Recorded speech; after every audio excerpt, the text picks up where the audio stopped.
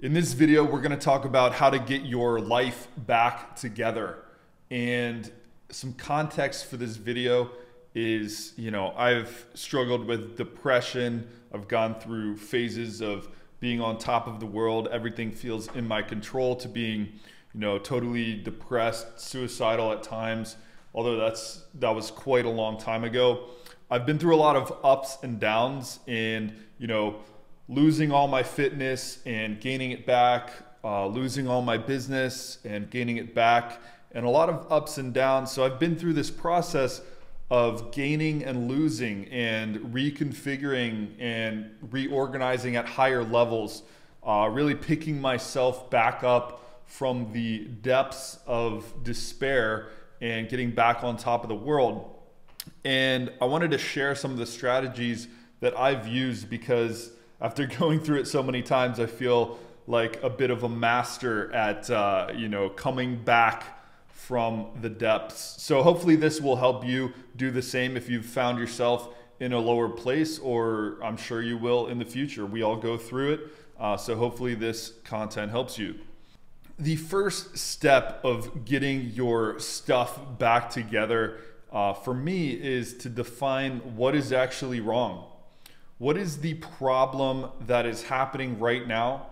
And the way that I like to address this is to first ask yourself, are you catastrophizing? Are you making a catastrophe out of something small? And the easiest way to tell if you're doing that is to isolate the main issue.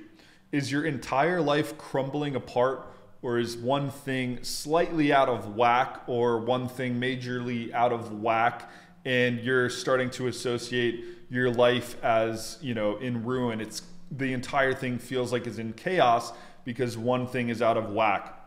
Give you a personal example. I run an agency where I do Facebook ads for construction companies, and sometimes I'll be on a great roll. I'll be getting new clients, getting great results for clients, and then one client will have an issue and it feels like the whole business is coming apart, right? That's catastrophizing.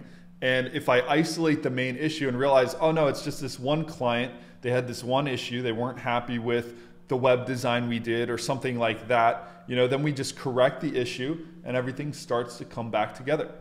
In life, this could be maybe you got an injury, right? You feel like your life is crumbling apart. No, you've got a sprained ankle, and with the right physiotherapy and supplementation and a clean diet, you'll be on your road to recovery in no time. So quit catastrophizing and ask yourself if you are.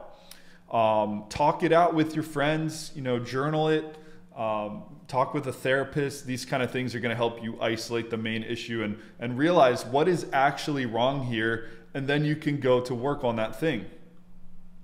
Next, I take a bit of a different approach to the whole goal setting to get out of a rut. I don't actually support goals when you're in that low state. For some people, and you might be one of those people, goals might be your thing.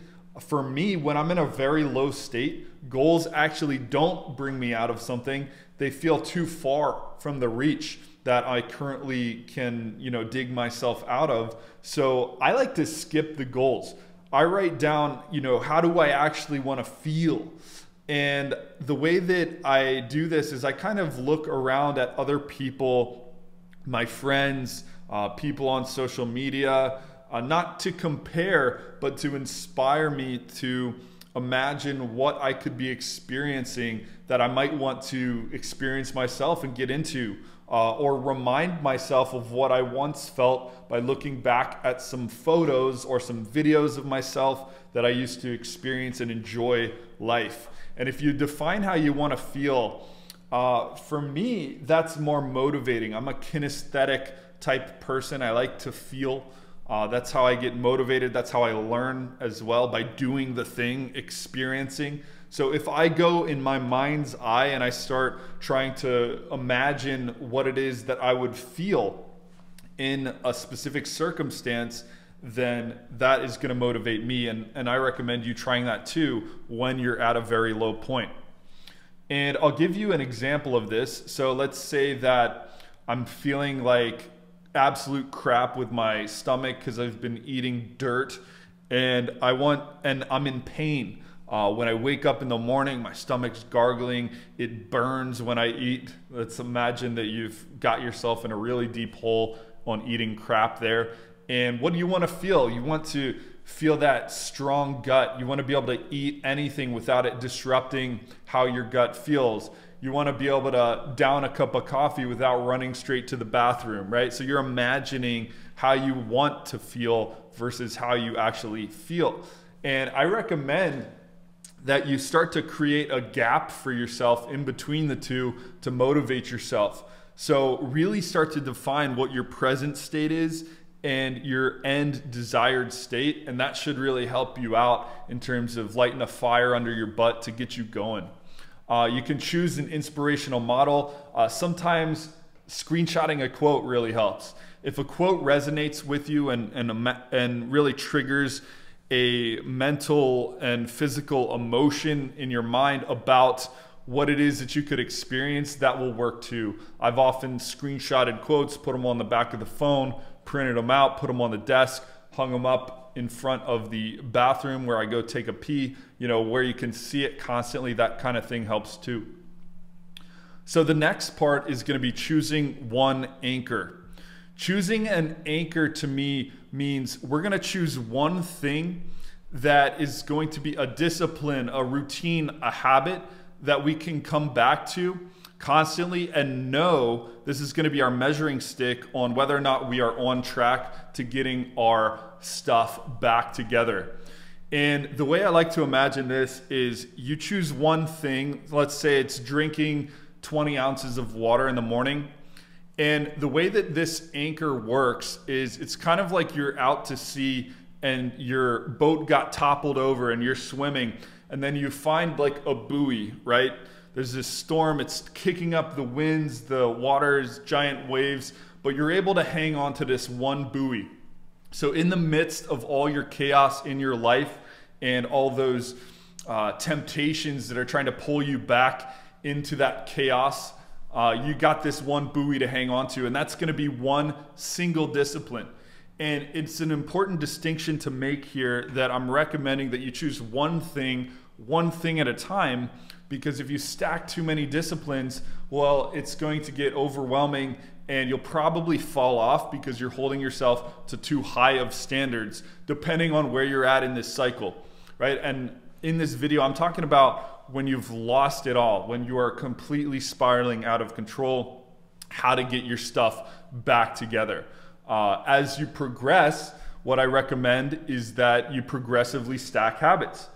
So when it feels right, I don't like this whole recommendation for me personally of, a week after I start drinking my water and successfully drink water, 1 week later, I'm going to start lifting weights. And then a week after successfully doing those two, I'm going to stack in another.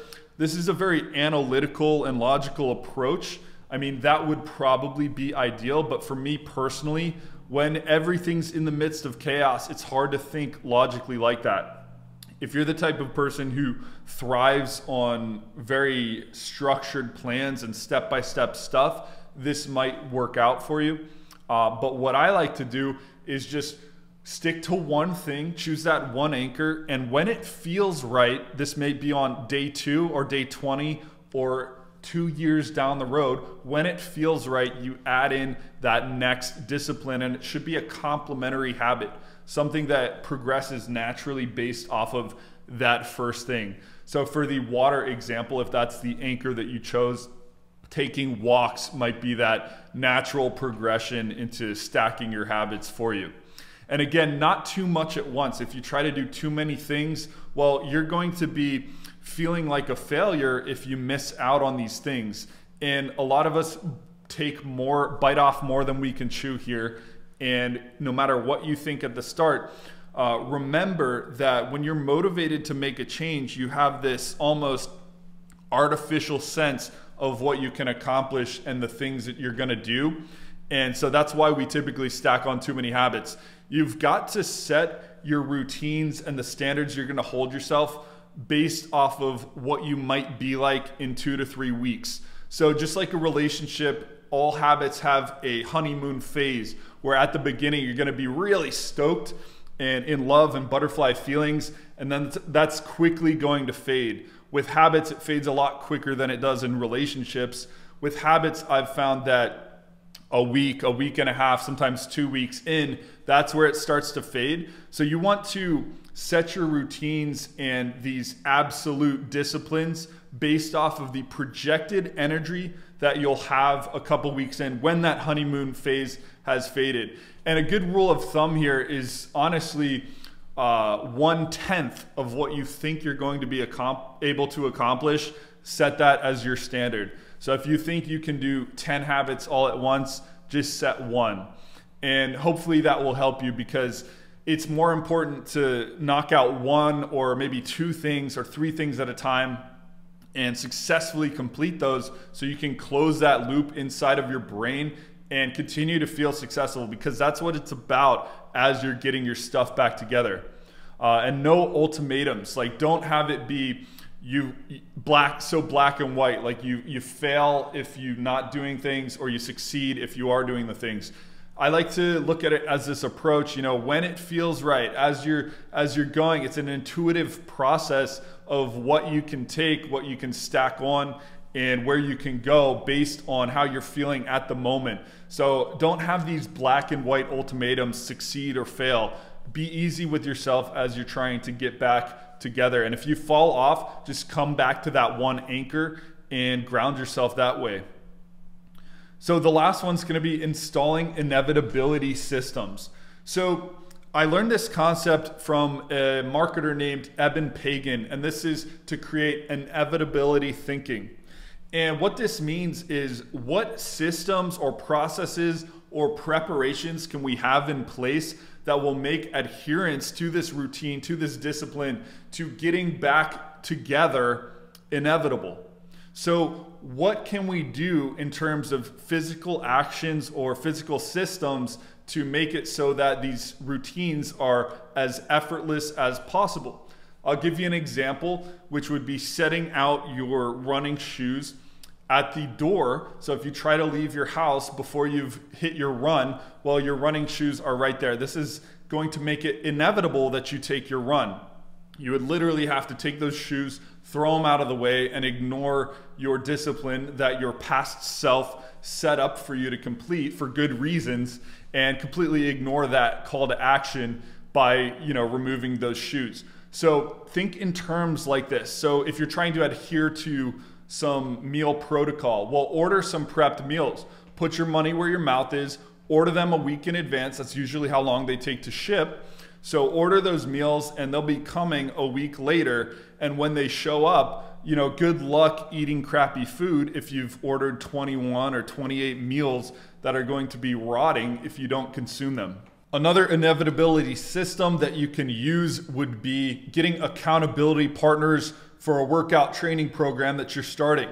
So I've been out of the gym for almost 2 years, back when COVID started. I think it's been that long. Man, time's really flying. But I hadn't trained in an actual gym. I'd done a lot of workouts, but I hadn't been back on the machines and free weights and things like that. So I got back into the gym, and as I did, I recruited not 1, but 2 different friends to follow a regimented workout plan, which has very specific days for things. So we'd all be on the same rhythm on our training. And the reason why I reached out to not 1, but 2 is, even if one of the people drop out and they bail or they miss a workout, my motivation is not going to be reliant on that single person. I've got 2 people, and as a unit of 3 people, we're holding each other accountable. And it's inevitable that that system will continue to work, because I've got 2 people, all eggs are not in one basket. And that's just another system that you can use for inevitability. Accountability partners are great for that, because they're going to make it inevitable that you follow through, or they're not going to have respect for you as a man afterwards. So those are some of the things that really help me get back together when I'm falling apart. And I would love to hear how you do it too, because there's always a lot to learn. So comment down below. Tell me any major tips that you use to get your stuff back together when you're falling into chaos. And if you found value in this, go ahead and subscribe for some more content. Like it, and I'll see you on the next video. In that next video, we're going to talk about discipline versus deprival. And this is a topic that I think is very important as we try to implement discipline into our lives, into our fitness, into our eating. There's a very key distinction between discipline and deprival. And deprival leads to failure, and discipline leads to, you know, big guns and all that stuff. So stay tuned for that next video. It's going to be pretty cool, and I'll see you on that next one. Thanks.